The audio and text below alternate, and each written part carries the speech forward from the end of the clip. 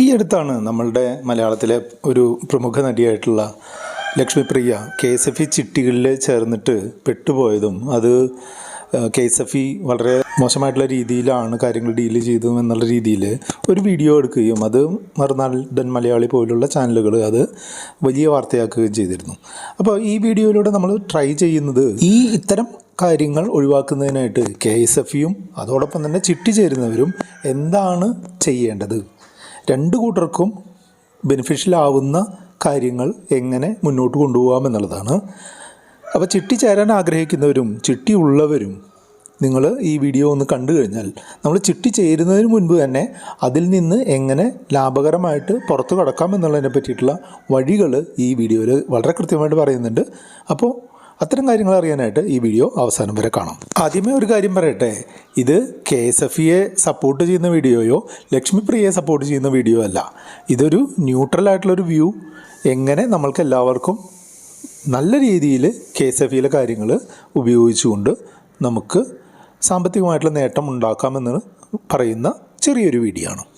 നമ്മൾ എന്ത് സ്കീമിൽ ചേരുകയാണെന്നുണ്ടെങ്കിലും നമ്മൾ അത് ചേരുന്നത് എളുപ്പമായിരിക്കാം, പക്ഷെ അതിൽ നിന്ന് പുറത്ത് കിടക്കുന്നത് പലതരത്തിലുള്ള പ്രശ്നങ്ങളും പലതരത്തിലുള്ള ബുദ്ധിമുട്ടുകളും ഉണ്ടാവാം.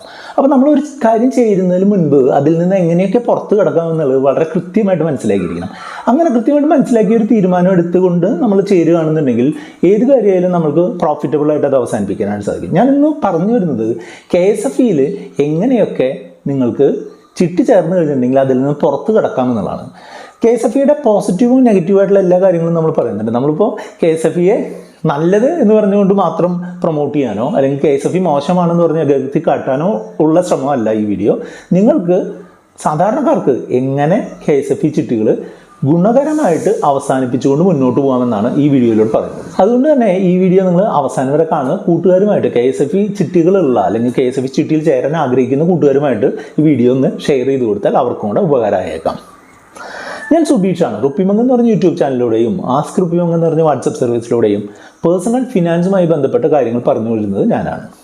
അപ്പോൾ ഇന്ന് നമ്മൾ പറയാനായിട്ട് പോകുന്നത് KSFE ചിട്ടിയിൽ നമ്മൾ ചേർന്ന് കഴിഞ്ഞിട്ടുണ്ടെങ്കിൽ അതിൽ നിന്ന് എങ്ങനെയൊക്കെ നമുക്ക് പുറത്തു കിടക്കാം, അത് നിങ്ങൾക്ക് ലാഭകരമായിട്ട് എങ്ങനെയൊക്കെ പുറത്തു കിടക്കാമെന്നുള്ളത് ഈ വീഡിയോ കണ്ടു കഴിഞ്ഞാൽ നിങ്ങൾക്ക് കൃത്യമായിട്ട് മനസ്സിലാവും. അതേസമയം തന്നെ ചില പ്രത്യേക സാഹചര്യങ്ങളിൽ നമ്മൾ ലാഭം മാത്രം നോക്കി നിൽക്കാനും പറ്റില്ല. ചിലപ്പോൾ കുറച്ച് നഷ്ടത്തിൽ നമ്മൾ പുറത്തു കിടക്കുന്നത് നമുക്ക് മറ്റുള്ള കാര്യങ്ങളെ നമുക്ക് ഉപകാരപ്പെടുത്താനായിട്ട് സാധിക്കും. അപ്പോൾ അങ്ങനെയുള്ള ഒരു 5 ഓപ്ഷനുകളാണ് ഇന്ന് ഈ വീഡിയോയിലൂടെ പറഞ്ഞു തരാനായിട്ട് പോകുന്നത്. നമ്മൾ ഇതിനു മുൻപും KSFE ചിട്ടികളെ പറ്റിയിട്ട് വളരെയധികം വീഡിയോസ് ചെയ്തിട്ടുണ്ട്. നമുക്ക് ഇവിടെ ഈ കാണുന്നത് പോലെ നമ്മൾ വളരെ പോപ്പുലർ ആയിട്ടുള്ള KSFE വീഡിയോകൾ നമ്മൾ ചെയ്തിട്ടുണ്ട്. ആ വീഡിയോകളുടെ ലിങ്ക് നമ്മൾ ഡിസ്ക്രിപ്ഷനിൽ കൊടുത്തിട്ടുണ്ട്. നിങ്ങൾക്ക് അത് നോക്കിക്കഴിഞ്ഞാൽ KSFEയെ പറ്റിയിട്ട് റുപ്പിമംഗിൻ്റെ ഒരു അഭിപ്രായവും അല്ലെങ്കിൽ KSFE ചിട്ടികൾ എങ്ങനെ നല്ല രീതിയിൽ ഉപയോഗിക്കാമെന്നുള്ളതിനെ പറ്റിയും വളരെ കൃത്യമായിട്ടുള്ള ഇൻഫർമേഷൻ കിട്ടും. അതുകൊണ്ട് തീർച്ചയായിട്ടും ഡിസ്ക്രിപ്ഷനിലുള്ള ലിങ്കുകൾ ക്ലിക്ക് ചെയ്തുകൊണ്ട് നിങ്ങൾക്ക് അത് ചെക്ക് ചെയ്യാവുന്നതാണ്. നമ്മളൊരു KSFE ചിട്ടിയിൽ ചേർന്ന് കഴിഞ്ഞാൽ ആദ്യത്തേതും ഏറ്റവും ബേസിക് ആയിട്ടുള്ള ഒരു രീതിയിൽ പുറത്തു കിടക്കുന്ന എപ്പോഴാണ്? നമ്മൾ ആ ചിട്ടി കാലാവധി തീരുന്ന സമയത്ത് പുറത്തു കിടക്കുക എന്നുള്ളതാണ്, അല്ലേ? നമ്മൾ ഒരു ചിട്ടി ചേർന്നു, അത് 2500 രൂപ 40 മാസ ചിട്ടി, 1 ലക്ഷം രൂപയുടെ ചിട്ടിയാണെന്ന് കരുതുക. അപ്പോൾ ഈ 40ാമത്തെ മാസം ആണ് നമ്മൾക്ക് ചിട്ടി കിട്ടി നമ്മൾ പുറത്ത് കിടക്കുന്നതെന്ന് വെച്ചാൽ നമ്മൾ 40 മാസവും നമ്മൾ പൈസ അതിലേക്ക് സേവ് ചെയ്ത് വെച്ചു. അതിൽ നിന്ന് നമുക്ക് കമ്മീഷനായിട്ട് കുറച്ച് പൈസ കിട്ടി നമ്മൾ അവസാനത്തെ ആളായിട്ട് പുറത്ത് കിടന്നു. ഇത് നല്ല ഏർപ്പാടാണോ? ഒരു കാരണവശാലും അല്ല. അതായത് നമ്മൾക്ക് ചിട്ടിയിൽ നമ്മൾക്ക് കിട്ടുന്ന ലാഭം, ചിട്ടിയുടെ ലാഭമായിട്ട് കിട്ടുന്നത് എന്താണ്? മറ്റുള്ള ആളുകൾ വിളിക്കുമ്പോൾ കുറവ് വരുന്ന എമൗണ്ട് വിളിക്കിഴിവായിട്ട് കിട്ടുന്നതാണ് അതിലുള്ള പ്രധാനപ്പെട്ട ബെനിഫിറ്റ്, അല്ലേ? ആ ഒരു വിളിക്കിഴിവായിട്ട് മാത്രം നമ്മൾ നോക്കിക്കഴിഞ്ഞിട്ടുണ്ടെന്നുണ്ടെങ്കിൽ നമ്മൾ ഈ ചിട്ടിയുടെ എമൗണ്ട് മൊത്തം കിട്ടില്ല. അപ്പോൾ 1 ലക്ഷത്തി രൂപയുടെ ചിട്ടിയാണെന്നുണ്ടെങ്കിൽ നമ്മൾക്ക് അതിൽ 5000 രൂപ KSFEയുടെ കമ്മീഷൻ പോവും, പിന്നെ ഒരു 600 രൂപ GST പോവും, അങ്ങനെയുള്ള പ്രശ്നങ്ങളുണ്ട്. അപ്പോൾ 5600 രൂപ സ്ട്രെയിറ്റ് അവേ പോവും, അല്ലേ? ബാക്കി കിട്ടുക എത്രയാണ്? 94400 രൂപയാണ് ഏറ്റവും അവസാനത്തെ ആൾക്ക് സാധാരണഗതിയിൽ കിട്ടുക. ചെറിയ വേരിയേഷൻ അങ്ങോട്ടും ഇങ്ങോട്ടും ഉണ്ടാവും. 94400 രൂപ 40 മാസത്തിന് ശേഷം, അതായത് ഏകദേശം 3.5 കൊല്ലത്തിന് ശേഷം കിട്ടുക എന്ന് പറഞ്ഞിട്ടുണ്ടെന്നുണ്ടെങ്കിൽ നമ്മൾക്ക് അത് അത്ര ബെനിഫിഷ്യൽ ആവില്ല. നമ്മൾ ആ ചിട്ടിക്ക് ഏകദേശം എത്ര അടയ്ക്കേണ്ടി വരും? ഒരു KSFEയുടെ ഒരു സാധാരണ രീതിയിലൊരു പ്രവർത്തനം ഒക്കെ നോക്കി കാണുന്ന ഒരാൾ എന്നുള്ളതിലേക്ക് ഞാൻ കണ്ടിട്ടുള്ളത് എന്താണെന്ന് വെച്ചാൽ, ഈ 1 ലക്ഷം രൂപയുടെ ചിട്ടിയിൽ നമ്മൾ 80,000 മുതൽ 82,000 രൂപ വരെയൊക്കെ നമ്മൾ അടയ്ക്കേണ്ടി വരും. അതായത് നമ്മൾ 4 വർഷം കൊണ്ട് 82,000 രൂപ അടച്ചിട്ട് നമുക്ക് കിട്ടുന്നത് 94,400 രൂപയാണ് എന്നുള്ളത് നമുക്ക് അത്ര ബെനിഫിഷ്യൽ ആയിട്ടുള്ള പദ്ധതിയല്ല അല്ലേ. അപ്പോൾ ഏറ്റവും സാധാരണ രീതിയിൽ ചിട്ടിയിൽ നിന്ന് പുറത്ത് കടക്കുന്നത് ഒട്ടും നല്ല രീതിയല്ല. അതുകൊണ്ടാണ് റുപ്പി മങ്ങിൻ്റെ വീഡിയോകളിൽ എല്ലാവരോടും കൃത്യമായിട്ട് പറയുന്നത് ചിട്ടി എന്ന് പറഞ്ഞാൽ ഒരു സേവിങ്സ് ആൻഡ് ഇൻവെസ്റ്റ്മെൻറ്റ് ഇൻസ്ട്രുമെൻ്റ് അല്ല എന്ന് പറയുന്നത് എന്തുകൊണ്ടാണ്. അപ്പോൾ ഇതിൽ ഈ ആള് ഏറ്റവും ബേസിക് ആയിട്ടുള്ള രീതിയിൽ ചിട്ടിയിൽ നിന്ന് പുറത്തു കടക്കാൻ ശ്രമിക്കുന്ന ആള് ചിട്ടിയെ ഒരു സേവിങ് അല്ലെങ്കിൽ ഇൻവെസ്റ്റ്മെന്റ് രീതിയായിട്ടാണ് കാണുന്നത് എന്നുകൊണ്ട് അയാൾക്ക് നോമിനൽ ആയിട്ടുള്ള ഒരു ലാഭം മാത്രമേ ഉണ്ടായിരിക്കുള്ളൂ. അതുകൊണ്ട് തന്നെ പരമാവധി നിങ്ങൾ ചിട്ടിയിൽ ചേരുന്നത് സേവിങ്സിനോ ഇൻവെസ്റ്റ്മെന്റിനോ വേണ്ടി ആവരുത്. അവസാനത്തെ ആളായിട്ട് പുറത്ത് കിടക്കുന്നതും ഒഴിവാക്കുന്നതും നന്നായിരിക്കും. രണ്ടാമത്തെ കൂട്ടരെന്ന് പറഞ്ഞിട്ടുണ്ടെങ്കിൽ ചിട്ടി വിളിച്ച് എടുക്കുന്ന ആളുകളാണ്. ചിട്ടി വിളിച്ചെടുക്കുന്ന ആളുകൾ മിക്കവാറും ലാഭത്തിലാണ് കാര്യങ്ങൾ അവസാനിപ്പിക്കാറുള്ളതെന്നാണ് എൻ്റെ ഒരു അഭിപ്രായം. ചിട്ടി വിളിച്ചെടുക്കുന്ന ആളുകൾ ഇപ്പോൾ പലതരത്തിലുള്ള ചിട്ടികളുണ്ട്. ഷോർട്ട് ടേം ചിട്ടികളുണ്ട്, ലോങ് ടേം ചിട്ടികളുണ്ട്. നമുക്ക് എന്തെങ്കിലും ഒരു ആവശ്യവുമായി ബന്ധപ്പെട്ടായിരിക്കും ചിട്ടികൾ വിളിച്ചെടുക്കുക അല്ലേ. ഇപ്പോൾ ചിലപ്പോൾ വീട് പണി തുടങ്ങുന്ന കാര്യമായിരിക്കാം, ചിലപ്പോൾ എന്തെങ്കിലും വാഹനം വാങ്ങുന്ന കാര്യമായിരിക്കും, അല്ലെങ്കിൽ സെക്കൻഡ് ഹാൻഡ് വെഹിക്കിൾ വാങ്ങുന്ന കാര്യമായിരിക്കും. അതിനൊക്കെ നമ്മൾ ലോൺ എടുക്കാൻ പോയി കഴിഞ്ഞാൽ വലിയ തുകയാവും എന്നുള്ളത് കൊണ്ട് തന്നെ ആ ഒരു രീതിയോടനുബന്ധിച്ച് നമ്മൾ തിരിച്ചെടുത്ത് കഴിഞ്ഞിട്ടുണ്ടെങ്കിൽ നമ്മൾ ആ ലോണിന് അടയ്ക്കേണ്ട ഇൻട്രസ്റ്റിനേക്കാൾ വളരെ കുറഞ്ഞ എമൗണ്ട് മാത്രമേ ചിട്ടിയാണെങ്കിൽ വേണ്ടി വരുള്ളൂ. ഇപ്പോൾ ഒരു ഉദാഹരണം പറയുകയാണെന്നുണ്ടെങ്കിൽ നമ്മളൊരു നേരത്തെ പറഞ്ഞിട്ടുള്ള എക്സാമ്പിൾ തന്നെ ഇപ്പോൾ 40 മാസത്തെ 2,500 രൂപ വെച്ച് അടയ്ക്കുന്ന ചിട്ടി, 1,00,000 രൂപ സലയുള്ള ചിട്ടി നമ്മൾക്ക് ആദ്യത്തെ ഒരു മാസമൊക്കെ വിളിക്കണമെന്നുണ്ടെങ്കിൽ നമുക്ക് 70,000 രൂപയൊക്കെയാണ് തിരികെ കിട്ടുക. 70,000 രൂപയും പിന്നെ അതിൽ നിന്ന് GST ഒക്കെ കുറച്ചിട്ടുള്ള ഒരു 69,000 സംതിങ് രൂപയാണ് നമുക്ക് കിട്ടുക. ആ രൂപ നമുക്ക് ഇപ്പോൾ ഒരു വണ്ടി വാങ്ങുന്ന ആൾക്ക് ആ ഒരു രൂപ തീർച്ചയായും അനുഗ്രഹമാവും. കാരണം എന്താ, ഇപ്പോൾ സാധാരണഗതിയിൽ ഒരു സെക്കൻഡ് ഹാൻഡ് വെഹിക്കിളോ അല്ലെങ്കിൽ ഒരു വെഹിക്കിളോ ഒക്കെ വാങ്ങണമെന്നുണ്ടെങ്കിൽ 9%, സെക്കൻഡ് ഹാൻഡ് വെഹിക്കിളൊക്കെ ആണെങ്കിൽ 12%, 15% ഒക്കെ ഇൻട്രസ്റ്റ് കൊടുക്കേണ്ടി വരും.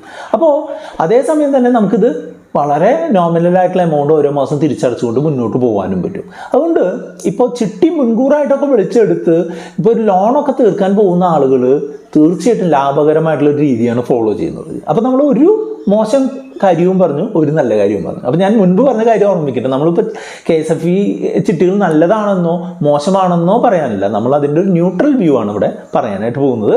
അപ്പം നമ്മൾ ചിട്ടി അവസാനം വരെ തടന്നു കഴിഞ്ഞാൽ നമ്മൾ മണ്ടത്തരാണ് കാണിക്കുന്നത്. അതേസമയം തന്നെ നമുക്ക് എന്തെങ്കിലും ലോൺ എടുക്കുന്ന ആവശ്യത്തിന് എഗെയിൻസ്റ്റ് ആയിട്ട് നമ്മൾ ചിട്ടി വിളിച്ചിട്ട് നമ്മൾ ഉപയോഗിച്ച് കഴിഞ്ഞാൽ നമ്മൾ ബുദ്ധിപരമായിട്ടുള്ള ഒരു പ്രോഫിറ്റബിൾ കാര്യമാണ് നമ്മൾ ചെയ്യുന്നത്. പക്ഷേ നിങ്ങൾ ശ്രദ്ധിക്കാനുള്ള കാര്യം എന്താണെന്ന് വെച്ചാൽ ഇങ്ങനെ വിളിച്ചെടുത്തിട്ട് നമുക്ക് ആ പൈസ കിട്ടണമെന്നുണ്ടെങ്കിൽ നമ്മൾ എന്ത് വേണം, നമുക്കതിന് ജാമ്യം കൊടുക്കണം. ജാമ്യം കൊടുക്കുക, എന്തൊക്കെയാണ് ജാമ്യം കൊടുക്കുക എന്നുള്ളത് നമ്മൾ വളരെ ഡീറ്റെയിൽ ആയിട്ടുള്ള ഒരു വീഡിയോ ചെയ്തിട്ടുണ്ട്. വീഡിയോയുടെ ലിങ്ക് ഡിസ്ക്രിപ്ഷനിലുണ്ട്. പക്ഷേ ഞാനൊന്ന് ഹൈ ലെവലിലൊന്ന് പറഞ്ഞു പോകാം. ചിട്ടിക്ക് ജാമ്യമായിട്ട് കൊടുക്കുന്നത് ഒന്ന് പേഴ്സണൽ സെക്യൂരിറ്റി, കേരള സംസ്ഥാന ജീവനക്കാരുടെ സാലറി സർട്ടിഫിക്കറ്റ് പോലുള്ളതോ അല്ലെങ്കിൽ കേരളത്തിൽ ജോലി ചെയ്യുന്ന കേന്ദ്ര ജീവനക്കാരുടെ സാലറി സർട്ടിഫിക്കറ്റോ. ഇവർക്ക് 4 ലക്ഷം രൂപ വരെ അവരുടെ ശമ്പളവുമായി ബന്ധപ്പെട്ട് 4 ലക്ഷം രൂപ വരെ നമുക്ക് എന്ത് കിട്ടും, സെക്യൂരിറ്റി കിട്ടുമെന്നുള്ളത് ആണ് നമുക്ക് മനസ്സിലാവുന്നത്. അതേപോലെ തന്നെ നിങ്ങൾക്ക് ഗോൾഡ് ഉണ്ടെങ്കിൽ അത് നിങ്ങൾക്ക് സെക്യൂരിറ്റി ആയിട്ട് കൊടുക്കാം. അതല്ല വീടിൻ്റെ ആധാരം ഉണ്ടെന്നുണ്ടെങ്കിൽ വീടിൻ്റെ ആധാരം സെക്യൂരിറ്റി ആയിട്ട് കൊടുക്കാം. വീടിൻ്റെ ആധാരം കൊടുക്കുമ്പോൾ ഈ അടുത്തുണ്ടായിട്ടുള്ള ഒരു സംഭവം ഞാൻ നിങ്ങളുടെ ശ്രദ്ധയിൽ പെടുത്തുകയാണ്. നമ്മളിപ്പോൾ സെക്യൂരിറ്റി ആയിട്ട് കൊടുക്കുമ്പോൾ നമ്മൾ നാട്ടുനടപ്പുള്ള വിലയ്ക്കൊന്നും KSFE സെക്യൂരിറ്റി ആയിട്ട് എടുക്കില്ല. അത് സ്വാഭാവികമാണ്. ഈ അടുത്ത് ഒരു നടി എന്തായിട്ടുള്ളതെന്ന് വെച്ചാൽ അവരുടെ ഒരു പ്രോപ്പർട്ടി അവരുടെ മാർക്കറ്റ് റേറ്റോ അതിനടുത്തുള്ള ഒരു റേറ്റിന് അവർക്ക് പ്ലെഡ്ജ് ചെയ്യണമെന്ന് പറഞ്ഞാൽ അത് നടക്കുന്ന കേസല്ല. KSFEക്ക് അതിൻ്റേതായിട്ടുള്ള എന്തുണ്ട്, റൂൾസ് ആൻഡ് റെഗുലേഷൻസ് ഉണ്ടാവും അല്ലേ. ഇപ്പോൾ KSFE പറയുന്നത് എന്താണെന്ന് വെച്ചാൽ അവിടെ നാട്ടുനടപ്പുള്ള വിലയുടെ പകുതി അതാണ് KSFE വാല്യുവേഷനായിട്ട് കണക്കാക്കുക. അതിൻ്റെ 90% കൊടുക്കുക. അതായത് ഇപ്പോൾ 1 കോടി രൂപ വിലയുള്ള പ്രോപ്പർട്ടി ആണെങ്കിൽ 45 ലക്ഷം രൂപയ്ക്കുള്ള സെക്യൂരിറ്റി മാത്രമേ സാധാരണഗതിയിൽ കൺസിഡർ ചെയ്യുള്ളൂ. ഇതിൽ ചെറിയ വേരിയേഷൻ അങ്ങോട്ടും ഇങ്ങോട്ടൊക്കെ വരാം. അപ്പോൾ ആ കാര്യങ്ങളൊക്കെ അറിഞ്ഞുകൊണ്ടായിരിക്കും നിങ്ങൾ ചിട്ടി ചേരേണ്ടത്. അല്ലാതെ തെറ്റായിട്ടുള്ള ഇൻഫർമേഷൻ്റെ പുറത്ത് ചിട്ടി ചേർന്നിട്ട് പിന്നെ അവസാനം അയ്യോ പൊത്തോ എന്ന് പറഞ്ഞിട്ട് കാര്യമില്ല. ഇപ്പോൾ കഴിഞ്ഞ ദിവസം ആ നടി ചെയ്തിട്ടുള്ള പോലെ. പക്ഷെ അതിന് ഒരു കാര്യമുണ്ടെന്ന് എനിക്ക് തോന്നുന്നില്ല. ഓരോ സ്ഥാപനങ്ങൾക്കും അവരുടേതായിട്ടുള്ള റൂൾസ് ആൻഡ് റെഗുലേഷൻസ് ഉണ്ട്. അത് ഫോളോ ചെയ്യുമെന്ന് എഴുതി ഒപ്പിട്ട് കൊടുത്തിട്ടാണ് ഈ കാര്യങ്ങളൊക്കെ ചെയ്തിട്ടുണ്ടാവും. നമ്മളെല്ലാം ചിട്ടി ചേരുന്നതിന് അതിൻ്റെ റൂൾസ് ആൻഡ് റെഗുലേഷൻസ് എല്ലാം ഫോളോ ചെയ്യാമെന്ന് ആപ്ലിക്കേഷൻ ഫില്ല് ചെയ്തിട്ടായിരിക്കും കൊടുത്തിട്ടുണ്ടാവും. ഞാനിപ്പോൾ KSFEക്ക് സൈഡ് പറയല്ല, പക്ഷേ നമ്മൾ അങ്ങനെ ആയിരിക്കുമല്ലോ ജോയിൻ ചെയ്തിട്ടുണ്ടാവുക. അതേസമയം തന്നെ KSFEയുടെ ഈ പകുതിയുടെ 90% എന്ന് പറഞ്ഞാൽ വളരെ കുറഞ്ഞ ഒരു പെർസെൻറ്റേജ് ആണെന്നുള്ള അഭിപ്രായം തന്നെയാണ് എനിക്കുള്ളത്. പക്ഷേ നമ്മൾ ചേർന്ന് കഴിഞ്ഞിട്ട് പിന്നെ അതിനെപ്പറ്റി ഇതാണെന്ന് പറഞ്ഞിട്ട് കാര്യമില്ലല്ലോ. അപ്പോൾ ചിട്ടി നല്ല രീതിയിൽ വിളിക്കുന്ന ഒരു രീതി പറഞ്ഞു, ലോണിന് പകരമായിട്ട് ചിട്ടി വിളിച്ച് കാര്യങ്ങൾ നടത്താമെന്ന് പറഞ്ഞു. ഇനി മറ്റ് കുറച്ച് ആൾക്കാരുണ്ട് ചിട്ടി വിളിച്ചിട്ട് അവിടെ തന്നെ ഫിക്സഡ് ഡെപ്പോസിറ്റ് ഇടും. അത് ചില സിറ്റുവേഷനിൽ ലാഭകരമായിട്ടും ചില സിറ്റുവേഷനിൽ അത്ര ലാഭമല്ലാതെയും വരും. നിങ്ങൾക്കത് കാൽക്കുലേറ്റ് ചെയ്ത് തന്നെ അറിയാനായിട്ട് സാധിക്കും. ഇപ്പോൾ ചിട്ടി പിടിച്ചിട്ട് അവിടെ തന്നെ ഫിക്സഡ് ഡെപ്പോസിറ്റ് ഇടുമ്പോൾ നമ്മൾ ഓൾറെഡി അടച്ചിട്ടുള്ള എമൗണ്ടിന് കറസ്പോണ്ടിങ് ആയിട്ടുള്ള എമൗണ്ടിന് 6.25% തോന്നുന്നു. അതുപോലെ ഇനി ബാക്കി ഫ്യൂച്ചർ ലയബിലിറ്റിക്ക് 6.25%. അങ്ങനെ 2 സെക്ഷനായിട്ടാണ്. അതിപ്പോൾ ഒരു ഉദാഹരണമായിട്ട് പറയുകയാണെന്നുണ്ടെങ്കിൽ ഈ സെയിം എക്സാമ്പിൾ തന്നെ എടുക്കുകയാണെന്നുണ്ടെങ്കിൽ നമ്മളിപ്പോൾ ഈ 1 ലക്ഷം രൂപയുടെ ചിട്ടിയിൽ ചേർന്നു, 2500 രൂപ വെച്ച് ഇപ്പോൾ ഒരു 10 മാസം അടച്ചപ്പോൾ നമ്മൾ അടച്ചിട്ടുള്ള തുക ഏകദേശം 25,000 രൂപയ്ക്ക് തത്തുല്യമായിട്ടുള്ള തുകയാണ്.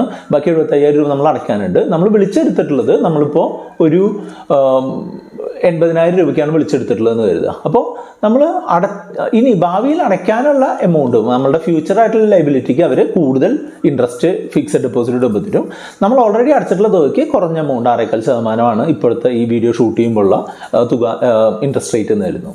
അപ്പോൾ അങ്ങനെ നമുക്ക് 2 FDകളായിട്ട് അവിടെ ഫിക്സഡ് ഡെപ്പോസിറ്റ് ഇടുക. അപ്പം നമുക്ക് ഏകദേശം ഒരു 6% നമുക്ക് നമ്മളുടെ ഡെപ്പോസിറ്റിന്മേൽ ലാഭം കിട്ടും. അത് നമുക്ക് കിട്ടുന്ന ഒരു ലാഭമാണ്. അതേപോലെ തന്നെ ചിട്ടിയിൽ നിന്നുള്ള വിളിക്കിഴിവും കിട്ടും. അങ്ങനെ 2 പോസിറ്റീവ് കാര്യങ്ങളും. പക്ഷേ നമ്മൾ അടയ്ക്കുന്നത് ഈ 4 വർഷത്തോളം നമ്മൾ വിളിക്കിഴിവിന് കുറച്ചിട്ടുള്ള എമൗണ്ട് മാത്രം അടയ്ക്കുന്നതുകൊണ്ട് നമുക്കത് ചില സമയത്ത് ലാഭകരമായിട്ട് മാറാറില്ല, പക്ഷേ ചില സമയത്ത് ലാഭകരമായിട്ട് മാറാറുമുണ്ട്. അപ്പോൾ ചിട്ടി വിളിച്ചിട്ട് ഡെപ്പോസിറ്റ് ഇടുക എന്നുള്ളതാണ് 3ാമത്തെ രീതി. അത് ഒരു ന്യൂട്രലായിട്ടുള്ള ഒരു കാര്യമാണ്. ചില സമയത്ത് അവിടുത്തെ ആ ചിട്ടിയുടെ പ്രത്യേകതകളും മറ്റുള്ള ആളുകളെ എന്തുമാത്രം കുറവിന് വിളിക്കുന്നു എന്നുള്ളതിനൊക്കെ അനുസരിച്ച് നമ്മൾക്ക് ലാഭമോ നഷ്ടമോ എന്ന് പറയാം. ചിട്ടി നമ്മൾ ഇടയ്ക്ക് അടച്ചു. നമ്മളിപ്പോൾ ഒരു ഉദാഹരണമായിട്ട് പറയുകയാണെങ്കിൽ ഒരു 100 മാസത്തിൻ്റെ ചിട്ടി 10,000 രൂപ വെച്ച് 100 മാസം 10 ലക്ഷം രൂപയുടെ ചിട്ടി ഉണ്ടെന്ന് കരുതുക. ആ ചിട്ടി നമ്മൾ ഒരു 30 മാസം അടച്ചു കഴിഞ്ഞപ്പോൾ നമ്മൾക്ക് പിന്നീട് നമ്മളുടെ സാമ്പത്തിക പ്രതിസന്ധി മൂലം നമുക്ക് അടയ്ക്കാനായിട്ട് സാധിച്ചില്ല. അങ്ങനെയുള്ള സമയത്ത് നമ്മൾ അടച്ചിട്ടുള്ള തുക ലോക്കായി പോയി, അല്ലേ, നമുക്ക് ഒരു കാരണവശാലും ഭാവിയിൽ അടയ്ക്കാൻ പറ്റില്ല എന്നുണ്ടെങ്കിൽ നിങ്ങൾക്ക് ചെയ്യാവുന്ന ഒരു മെത്തേഡാണ് സബ്സ്റ്റിറ്റ്യൂഷൻ വഴി നമുക്ക് ഇതിൽ നിന്ന് പുറത്തേക്ക് പോരുക എന്ന് പറഞ്ഞാൽ. അപ്പോൾ സബ്സ്റ്റിറ്റ്യൂഷൻ വഴി പുറത്തേക്ക് വരിക എന്ന് പറഞ്ഞിട്ടുണ്ടെങ്കിൽ നമ്മൾ ബ്രാഞ്ചിനെ അറിയിക്കുക, ഞാൻ ഈ ചിട്ടി സബ്സ്റ്റിറ്റ്യൂട്ട് ചെയ്യാൻ ആഗ്രഹിക്കുന്നു, മറ്റൊരാളെ വെച്ച് സബ്സ്റ്റിറ്റ്യൂട്ട് ചെയ്യാൻ ആഗ്രഹിക്കുന്നു. അപ്പോൾ ഒന്നുകിൽ KSFEയിലെ ബ്രാഞ്ചിലെ ആളുകൾ തന്നെ നമ്മൾക്ക് അതിനുള്ള ആളുകളെ കണ്ടുപിടിച്ച് തരും. നല്ല ചിട്ടികളൊക്കെ ആണെങ്കിൽ അത് സബ്സ്റ്റിറ്റ്യൂട്ട് ചെയ്ത് ഉപയോഗിക്കാനായിട്ട് ധാരാളം ആളുകളുണ്ടാവും. അല്ലാന്നുണ്ടെങ്കിൽ നമ്മൾക്ക് സ്വന്തമായിട്ട് ആരെങ്കിലും പരിചയം ഉണ്ടെന്നുണ്ടെങ്കിൽ അവരെ കൊണ്ടുപോയിട്ട് സബ്സ്റ്റിറ്റ്യൂട്ട് ചെയ്യാനായിട്ട് ഒരു 100 രൂപ ഫീസ് അടച്ചിട്ട് സബ്സ്റ്റിറ്റ്യൂഷൻ നടത്തി കഴിഞ്ഞാൽ നമ്മൾ അടച്ചിട്ടുള്ള തുക നമ്മളിപ്പോൾ 30 മാസം കൊണ്ട് നമ്മുടെ കയ്യിൽ നിന്ന് അടച്ചിട്ടുള്ള ശരിക്കും 30 മാസം 10,000 ആണെന്നുണ്ടെങ്കിൽ എന്താണ് 3 ലക്ഷം രൂപ നമ്മൾ ഈ ചിട്ടിയിലേക്ക് വരവ് വന്നു. പക്ഷേ നമ്മൾ ഈ ഓരോ മാസവും കിട്ടുന്ന വിളിക്കിഴിവ് നമുക്ക് ഒരു 50,000 രൂപ നമുക്ക് വിളിക്കിഴിവ് കിട്ടിയിട്ടുണ്ടെങ്കിൽ അത് നമുക്ക് കിട്ടില്ല. അത് സബ്സ്റ്റിറ്റ്യൂട്ട് ചെയ്യുന്ന ആൾക്ക്, പുതിയതായിട്ട് വരുന്ന ആൾക്കാണ് ആ പൈസ കിട്ടുക.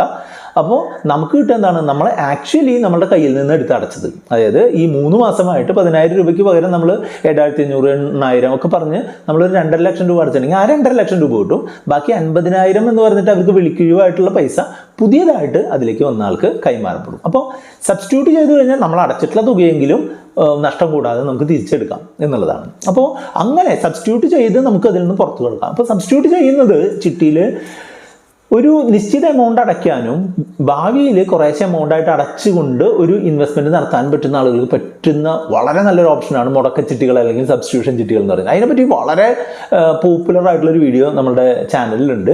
അത് നിങ്ങൾക്ക് ഈ വീഡിയോ ഡിസ്ക്രിപ്ഷനിൽ ലിങ്ക് ഉപയോഗിച്ചാൽ നിങ്ങൾക്ക് കാണാനായിട്ട് പറ്റും. സബ്സ്റ്റിറ്റ്യൂട്ട് ചെയ്യാന്ന് പറഞ്ഞിട്ടുണ്ടെങ്കിൽ ഇപ്പോൾ ഞാൻ ഈ ചിട്ടിയിൽ നിന്ന് പുറത്തു കിടക്കണം, എൻ്റെ കൂട്ടുകാരന് ചിട്ടിയിലേക്ക് ഉള്ളിലേക്ക് വരണമെന്നുണ്ടെങ്കിൽ എൻ്റെ ചിട്ടി ഈ കൂട്ടുകാരൻ കൈമാറപ്പെടുകയും ഈ ഞാൻ അടച്ചിട്ടുള്ള തുക എത്രയാണോ അത് ആ കൂട്ടുകാരൻ്റെ നിന്ന് എനിക്ക് മേടിച്ച് തരും. അതേപോലെ തന്നെ ഈ ചേർന്ന കൂട്ടുകാരനുള്ള ഗുണം എന്താ, എനിക്ക് കിട്ടേണ്ടിയിരുന്ന വിളിക്കിഴിവുകൾ, ഇത്രയും കാലം നമുക്ക് കിട്ടേണ്ടിയിരുന്ന വിളിക്കിഴിവുകൾ കൂട്ടുകാരൻ കൈമാറുകയും ചെയ്യും. അങ്ങനെ ഉള്ള ഒരു സംവിധാനമാണ് ചിട്ടിയിലെ മുടക്കച്ചിട്ടികൾ. മുടക്കച്ചിട്ടികൾ വളരെ നല്ലൊരു ഇൻവെസ്റ്റ്മെൻറ്റ് ഓപ്ഷനാണ്. ഞാൻ 1-2 തവണ ട്രൈ ചെയ്ത് വളരെയധികം ലാഭം ഉണ്ടാക്കിയിട്ടുള്ള ഒരാളുമാണ്. മുടക്കച്ചിട്ടികളിൽ ജോയിൻ ചെയ്യുന്ന സമയത്ത് എപ്പോഴും നിങ്ങൾ ആ ചിട്ടി ഒരു പകുതിയൊക്കെ എത്തുന്ന സമയത്തുള്ള ചിട്ടികൾ, മാക്സിമം 60% വിളി പോയിട്ടില്ലെങ്കിൽ മാത്രമേ KSFE സബ്സ്റ്റിറ്റ്യൂഷൻ അലോ ചെയ്യുള്ളൂ. അതായത് 100 മാസത്തിൻ്റെ ചിട്ടിയിൽ 60 മാസം വരെയാണ് സബ്സ്റ്റിറ്റ്യൂഷൻ അലോ ചെയ്യുള്ളൂ. അപ്പോൾ ഒരു 40 മുതലിനും 60-നും ഇടയ്ക്കായിട്ടുണ്ടെന്നുണ്ടെങ്കിൽ നമുക്ക് മാക്സിമം ഇതിന് ബെനിഫിറ്റ് കിട്ടുന്നതായിട്ട് കണ്ടിട്ടുണ്ട്. ഏകദേശം ഒരു 50% പകുതിയായിട്ടുള്ള ചിട്ടികളൊക്കെ സബ്സ്റ്റിറ്റ്യൂട്ട് ചെയ്യുമ്പോൾ വളരെ നല്ല ലാഭം നമുക്ക് കിട്ടാറുണ്ട്. കാരണം എന്താ, ഓൾറെഡി നല്ല ലാഭവിഹിതമുള്ള രീതിയിൽ വിളി നടന്നു പോയിട്ടുണ്ടാവും. അതിനുശേഷം പിന്നെ താരതമ്യേന വിളി കുറഞ്ഞു വരുമ്പോൾ നമുക്ക് വിളിച്ചിട്ട് ആ എമൗണ്ട് ഫിക്സഡ് ഡെപ്പോസിറ്റ് ഇട്ടാലും നല്ല ലാഭം കിട്ടാനുള്ള സാധ്യതയുണ്ട്. അപ്പോൾ ആ കാര്യങ്ങൾ നിങ്ങൾ ആലോചിക്കണം. എപ്പോഴും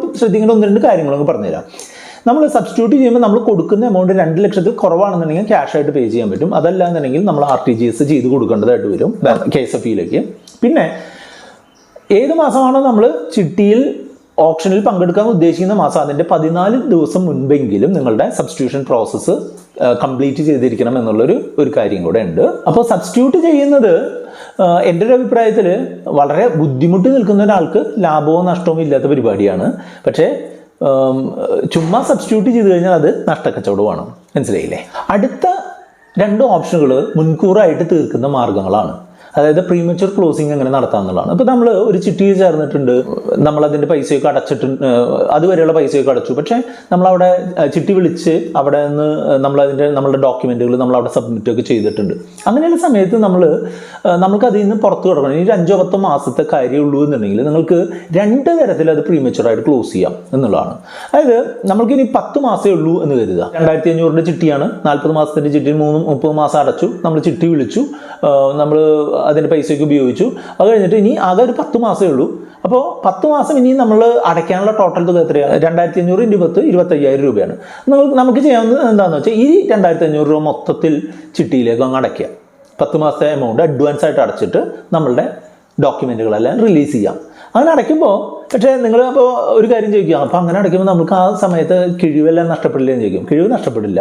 അവസാനം നിങ്ങൾക്ക് ഈ 10 മാസം കിട്ടേണ്ടിയിരുന്ന കിഴിവുകൾ അവസാനം ചിട്ടി സെറ്റിൽ ചെയ്യുന്ന സമയത്ത് നിങ്ങൾക്ക് റീഫണ്ടായിട്ട് ലഭിക്കുകയും ചെയ്യും. അപ്പോൾ അങ്ങനെ അപ്ഫ്രണ്ടായിട്ട് അവർക്ക് പൈസ നേരിട്ട് കൊടുത്തുകൊണ്ട് നമുക്ക് ക്ലോസ് ചെയ്യാം. ചിട്ടിയിലേക്ക് പൈസ ബാക്കിയുള്ള ഇൻസ്റ്റാൾമെൻറ്റുകളുടെ അടച്ചുകൊണ്ട് നിങ്ങൾക്ക് ക്ലോസ് ചെയ്യാം. ഇനി അതിനും കൂടുതൽ ലാഭകരമായിട്ടുള്ള ഒരു മെത്തേഡ് ഞാൻ പറയും, സുഗമ ഡെപ്പോസിറ്റുകൾ. സുഗമ ഡെപ്പോസിറ്റ് എന്ന് പറഞ്ഞിട്ടുണ്ടെങ്കിൽ നമ്മുടെ ബാങ്കിൻ്റെ സേവിങ്സ് അക്കൗണ്ട് പോലുള്ള ഡെപ്പോസിറ്റുകളാണ് KSFEയിലെ സുഗമ അക്കൗണ്ട് എന്ന് പറയാം. KSFEയിലെ സുഗമ അക്കൗണ്ടിൽ നമ്മൾ ഇനി വരാൻ പോകുന്ന 10 മാസത്തേക്കുള്ള എമൗണ്ട് അങ്ങ് അടയ്ക്കുക. ഇപ്പോൾ 25,000 രൂപ ചിലപ്പോൾ വേണ്ടി വരില്ല. 22,000 രൂപയ്ക്ക് ഉണ്ടെങ്കിൽ ഒരു 3,000 രൂപ കഴിവൊക്കെ കിട്ടി കഴിഞ്ഞാൽ 22,000 രൂപ ഒക്കെ മതിയായിരിക്കാം. അപ്പോൾ 22,000 രൂപ സുഗമ അക്കൗണ്ടിൽ ഇടുക. സുഗമ അക്കൗണ്ടിൽ ഇടുമ്പോൾ ഗുണം എന്താ? 5% ആനുവൽ ഇൻട്രസ്റ്റ് കിട്ടും. എന്നിട്ട് നമ്മൾ അവിടെ ഒരു സ്റ്റാൻഡിങ് ഇൻസ്ട്രക്ഷൻ കൊടുക്കുക. സ്റ്റാൻഡിങ് ഇൻസ്ട്രക്ഷൻ കൊടുക്കുക എന്ന് പറഞ്ഞാൽ എന്താണ്? ഇന്ന ചിട്ടി ദിവസം ആകുമ്പോൾ ഇത്ര രൂപ ആ ചിട്ടിയുടെ ഡ്യൂ എമൗണ്ട് അടയ്ക്കണം. അങ്ങനെ അത്രയും എമൗണ്ട് ഉണ്ട് എന്നുള്ളത് KSFEക്ക് മനസ്സിലാക്കി കഴിഞ്ഞാൽ നിങ്ങളുടെ ഡോക്യുമെൻറ്റ് റിലീസ് ചെയ്യാനായിട്ട് അവർ ഹെൽപ്പ് ചെയ്യും. അപ്പോൾ കൂടുതൽ എമൗണ്ട് അതിൽ നിന്ന് വലിക്കാൻ പറ്റില്ല. അപ്പോൾ അവരവിടെ ഈ ഇങ്ങനൊരു ചിട്ടി ഉണ്ട് എന്നുള്ളത് കാണിക്കുന്നതുകൊണ്ട് അവരത് ആലോചന ചെയ്യില്ല. പക്ഷേ നിങ്ങൾക്ക് അടച്ചുകൊണ്ട് അതിൽ നിന്ന് പുറത്ത് കിടക്കാനുള്ള ഒരു ഓപ്ഷനുകളാണ് ഈ 2 ഒന്നുകിൽ ക്യാഷായിട്ട് ചിട്ടിക്ക് അടയ്ക്കുക, അതിലാണെങ്കിൽ സുഗമയിൽ അടയ്ക്കുക. സുഗമയിൽ അടയ്ക്കുന്നതാണ് പോസിറ്റീവായിട്ടുള്ള അല്ലെങ്കിൽ ലാഭകരമായിട്ടുള്ള കാര്യം. അപ്പോൾ ഇതും നമുക്ക് ചിട്ടിയുടെ ആവശ്യം നമ്മൾക്ക് കഴിഞ്ഞു കഴിഞ്ഞാൽ ഇതങ്ങ് അവസാനിപ്പിച്ച് ആ ബാധ്യതയെ അവസാനിപ്പിക്കാനായിട്ട് പോസിറ്റീവായിട്ട് നമുക്ക് അതിൽ നിന്ന് പുറത്ത് കിടക്കാനുള്ള കാര്യങ്ങളാണ് ഈ 2 ഓപ്ഷൻ. ഇങ്ങനെ 5-6 ഓപ്ഷനുകളാണ് ഇതിൽ ഞാൻ പറഞ്ഞത്. അപ്പോൾ നിങ്ങൾക്ക് ഈ ഓപ്ഷനുകൾ നിങ്ങൾ ട്രൈ ചെയ്തിട്ടുള്ള ആളുകളാണെങ്കിൽ ഒന്ന് കമൻറ്റ് ചെയ്യുക. പക്ഷേ ഇത് വളരെ എഫക്റ്റീവായിട്ടുള്ള 5 മെത്തേഡുകളാണ്. ഈ മെത്തേഡുകൾ കുറേ കാര്യങ്ങൾ നമുക്ക് ലാഭകരമായിട്ടുള്ള കാര്യങ്ങളാണ്, കുറേ കാര്യങ്ങൾ നമുക്ക് നഷ്ടം വരുന്ന കാര്യങ്ങളാണ്. അത് നിങ്ങളുടെ ഒരു ആവശ്യത്തിന് നിങ്ങളുടെ ഒരു അവസ്ഥയ്ക്കും അനുസരിച്ച് നിങ്ങൾ അതിന് തീരുമാനം എടുക്കുക. ഇതിനെപ്പറ്റി കൂടുതൽ എന്തെങ്കിലും അറിയാനുണ്ടെങ്കിൽ നിങ്ങൾ വീഡിയോയ്ക്ക് കമൻ്റായിട്ട് രേഖപ്പെടുത്താം. നിങ്ങൾക്ക് പേഴ്സണൽ ഫിനാൻസുമായി ബന്ധപ്പെട്ടിട്ടുള്ള സംശയങ്ങളോ നിങ്ങളുടെ പേഴ്സണൽ ഫിനാൻസ് പ്ലാനിങ്ങിനോ ആയിട്ട് നിങ്ങൾക്ക് 8848030018 എന്ന് പറഞ്ഞ നമ്പറിലേക്ക് നിങ്ങൾക്ക് കോൺടാക്ട് ചെയ്യാം. വീഡിയോ ലൈക്ക് ചെയ്യാനും കമൻറ്റ് ചെയ്യാനും വീഡിയോ ഷെയർ ചെയ്ത് കൊടുക്കാനും മറക്കരുത്.